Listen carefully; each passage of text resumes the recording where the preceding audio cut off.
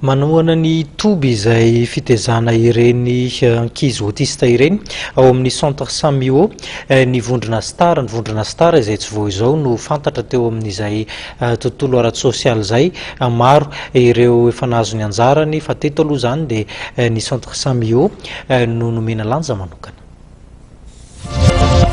Nanolotra sy ny bendrano mitetina 5 tapitrisa ariary ny toby fitaizana zaza autiste ao amin'ny Centre Sammy'O Etsakadivory Ambomamory ny vondrona star mba hanatsarana ny andavanandron'ireo zaza ampolony 3 hatramin'ny 15 taona taizana atao amin'ity toby ity.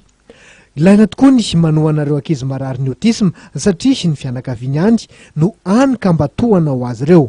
Star ny santé izay akoatra ny éducation sy ny environnement ny sosialy dia ny château moa zany rano aina ilaina amin'ny fiainana andavanandro sady mba hoe madio ny ankizy zany no sakafo koa afaka ilaina tsara amin'ny château d'eau zay na tonga nay nanohana ny plus spécialement ny château d'eau. Zaza ray amin'ny 350 ny voan'ny autisme eto Madagasikara araka ny taremarika ofisialy voarainay.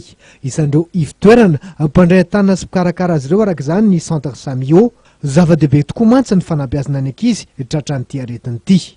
Ny anisan'ny tanjon'ny Centre Sammy'O dia ny ahafahan'ireo ankizy ato amin'ny centre mahavita tena. Voalohany indrindra zany amin'ny resaka hygiène zany hoe ny fahadiovana sy ny rehetrarehetra anisan'ny voalohany indrindra ary io zavatra io dia sarotra amin'izareo no sarotra amin'izareo autiste no manao anazy dia mila fampianarana étape par étape zany ny fahatongavana amin'izay zavatra izay.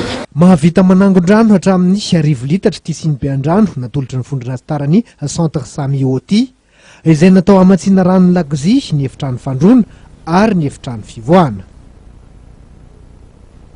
Izay ny koa ny vaovaontsika toko lasa toboko vavy izay ankasitrahana anao nanaraka izany hatramin'ny farany mitoetra ny fandarana eto amin'ny fahitalavitra ma-TV dia apetraka indray zany ny veloma mandra-pitafa ho amin'ny manaraka indray mankasitraka toboko.